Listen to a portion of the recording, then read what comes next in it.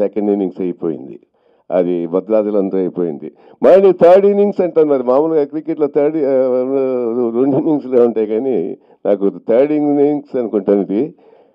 సత్యనారాయణ గారికి, లక్ష్మీనారాయణ గారికి చాలా చాలా చాలా థ్యాంక్స్ చెప్తాను. ఎందుకంటే ఈ సినిమా ఎంత అద్భుతంగా వచ్చిందో, అసలు నా పాత్ర, గీతాంజలి గారి పాత్ర అది ఎంత బ్యూటిఫుల్గా వచ్చిందో నేను చెప్పలేను అన్నమాట.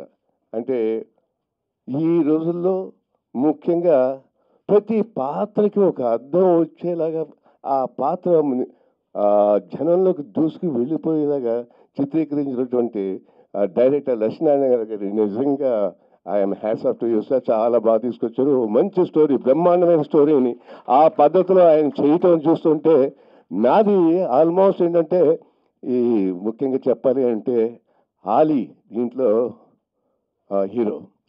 ఆ హారీ ఆ కుర్రాడు చేస్తుంటే అండి డ్యాన్సులు కానీ, ఆ ఫైట్లు కానీ, ఆ ఇది కానీ అతనిలో ఒక మహత్తరమైన తేజస్ ఉంది. ఖచ్చితంగా ఒక బ్రహ్మాండమైన హీరోగా మన తెలుగు చిత్రసీమలో ఉండిపోతాడని. అలాగే ఈ వర్మగా నాకు ఆల్మోస్ట్ సన్ లాంటి క్యారెక్టర్ చేశాడు. ఎంత బాగా చేశాడంటే అంత బాగా చేశాడు. Really is going to be very very big star. Cinema teaser launch చేస్తున్నారంటే డెఫినెట్గా ఆ రోజు మ్యూజిక్ డైరెక్టర్గా లారెన్స్, అదే డ్యాన్స్ మాస్టర్గా లారెన్స్ స్టార్ట్ అయ్యి డైరెక్టర్గా, హీరోగా ఏ రేంజ్కి ఎదిగాడో ఇవాళ లక్ష్మీనంద అదే చేతుల మీదుగా ఆ రేంజ్కి ఎదుగుతాడని మనస్ఫూర్తిగా కోరుకుంటూ, ఇంతమంది అది ఆయన డ్యాన్స్ మాస్టర్గా ఆయన, బట్ ఇక్కడ డైరెక్టర్గా కూడా అయ్యాడు. ఇప్పుడు ఈయన డైరెక్టర్గా ఇప్పుడు మాగంటి గోపీనాథ్ గారి చేతుల మీదుగా టీజర్ లాంచ్ జరుగుతుంది కాబట్టి ఆ రేంజ్కి ఎదుగుతారు 100% నాకు నమ్మకం ఉంది. అంటే పిల్లలు యూఎస్ వెళ్ళడం కానీ ఏదో అవుట్ ఆఫ్ కంట్రీ వెళ్ళడం, వాళ్ళు అక్కడి నుంచి వాట్సాప్లో దీంట్లో ఫొటోస్ పంపించడం, అది చూసి పేరెంట్స్ ఆనందపడడం అంతవరకునే ఉంది. బట్ ఇక్కడ కూడా పేరెంట్స్ అన్న వాళ్ళకి ఏంటంటే వాళ్ళ పిల్లల్ని ఎప్పుడు చూద్దాం, వాళ్ళు ఎప్పుడు వస్తారు అని ఎప్పుడు అంటే ఆల్మోస్ట్ ఇయర్ అంతా ఎదురు చూస్తూ ఉంటారు. ఈ సినిమా మువ్వ సత్యనారాయణ గారు నాకు చెప్పారు, ఒక లో బడ్జెట్ సినిమా అన్నట్టుగా స్టార్ట్ చేశాం. నేను ఈ డైరెక్టర్ గారి డైరెక్షన్ కానీ, కథ కానీ ఇవన్నీ చూసిన తర్వాత నేను ఎక్కడ కూడా కాంప్రమైజ్ కాలేదు. అనుకున్న దానికంటే డబుల్ బడ్జెట్ అయింది, అయినా మేము కాంప్రమైజ్ కాకుండా ఎక్కడ కూడా ఈ సినిమా తీయటం జరిగింది. అంటే ఇట్లాంటి సినిమాలకి హీరో అనేది డైరెక్టర్, ప్రొడ్యూసర్ అవుతారు. ఎందుకంటే డైరెక్టర్ ధైర్యం చెప్పాలి, ప్రొడ్యూసర్ డబ్బులు పెట్టాలి. కనుక వీళ్ళే ఈ లో బడ్జెట్స్, ఇట్లాంటి బడ్జెట్ సినిమాలకి చాలా దాదాపు మన ఇండస్ట్రీలో దాదాపు ఒక 200-300 సినిమాలు ఆగిపోయి ఉన్నాయి కదండి. ఇట్లాంటి సినిమాలు ఒక 200-300 సినిమాలు దాకా ఆగి పక్కన పెట్టి ఉన్నాయి.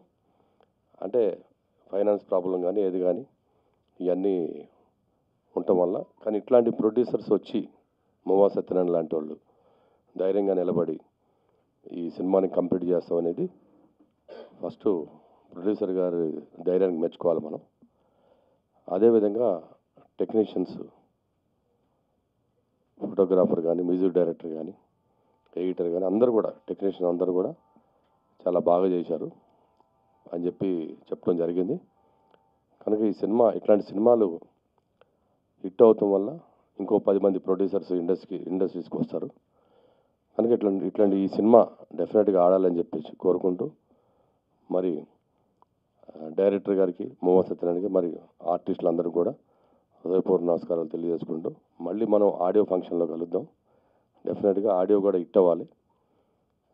దాని తర్వాత రిలీజ్ రోజు అందరం కలిసి చూద్దాం థియేటర్లో. తప్పకుండా హిట్ అవ్వాలి. మువ్వ సత్యనారాయణ లాంటి వాళ్ళకి, అందరికీ ప్రొడ్యూసర్స్కి ఇది ఒక మంచి శుభ పరిమాణం. కనుక మనం ఈ సినిమా హిట్ అవ్వాలని చెప్పి కోరుకుంటూ నేను సెలవు. మరి నేను ఈ సినీ ఫీల్డ్లోకి రావడం అనేది ఫస్ట్ టైం. కొంతమంది మిత్రులు అట్లాగే లక్ష్మణ్ గారు కలిసి నా దగ్గరికి వచ్చి స్టోరీ ఇట్లా ఉంది మా దగ్గర, మరి దీన్ని సినిమాగా తీస్తే చాలా బాగుంటుందని చెప్పడం జరిగింది. దాని మీద ఆలోచించి నిజంగానే ఈరోజు సమాజంలో చాలామంది ఇక్కడ కోటీశ్వర్లు అయ్యుండి ఒక 500 మందిని 1000 మందిని బతికించగలిగేటువంటి కెపాసిటీ ఉండి, అట్లాగే మంచి ఎడ్యుకేషన్ ఉండి, మంచి నాలెడ్జ్ ఉండి, ఇన్ని ఉన్నా కూడా మన దేశంలో కొంతమందికి ఎంప్లాయ్మెంట్ ఇచ్చి మనం ఈ దేశంలో పుట్టినందుకు ఈ దేశానికి మనం ఎంతో కొంత ఇద్దామనే ఆలోచన లేకుండా చాలామంది కోటీశ్వరులు కూడా వేరే దేశాల వెంక చూస్తూ ఇతర దేశాలకు వెళ్ళి బిజినెస్లు చేస్తూ ఇతర దేశాల మీద ఆధారపడుతూ ఆ సమయంలోనే రిలేషన్షిప్స్ అన్నీ కూడా పోగొట్టుకుంటూ ఇటుపక్క తల్లిదండ్రుల్ని అటుపక్క వాళ్ళకు పుట్టిన పిల్లల్ని కూడా ఇబ్బంది పెట్టే పరిస్థితులు ఉన్నటువంటి ఈ సమాజంలో మరి రాబోయే రోజుల్లో కొంతైనా ఆలోచించాలని ఈ సినిమా ఒక స్ఫూర్తిగా ఉండాలని చెప్పి ఈ సినిమా తీయడం జరిగింది. మరి ఈ సినిమా ఒక రకంగా సక్సెస్ మంచి కారణం అవుతుంది, ఈ కథ మంచి కారణం అవుతుందని చెప్పి తెలియజేసుకుంటూ మరి దీన్ని సహకరించినటువంటి అందరికీ కూడా పేరు పేరున ఉదయపూర్వక నమస్కారాలు తెలియజేసుకుంటూ శ్రీ మువ్వా సత్యనారాయణ గారు నన్ను దర్శకుడిగా పరిచయం చేస్తూ నాకు ఈ అవకాశాన్ని ఇచ్చినటువంటి పెద్దవారికి ఈ సభాముఖంగా ధన్యవాదాలు తెలియజేసుకుంటూ Ram NRI power of relationships cinema complete అయిపోయిందండి. సినిమా కూడా అంతే పవర్ఫుల్గా వచ్చింది. ఒక సామాజిక స్పృహ కలిగినటువంటి కుటుంబ కథా చిత్రం. ఒక ప్రతి దేశ పౌరుడు కూడా ఈ సినిమాను చూసి ఆదరించాలని మనస్ఫూర్తిగా కోరుకుంటున్నాను. సినిమా కూడా చాలా బాగా వచ్చిందండి. చూసి అందరూ ఆదరించాలని మనస్ఫూర్తిగా కోరుకుంటూ సెలవు తీసుకుంటాను.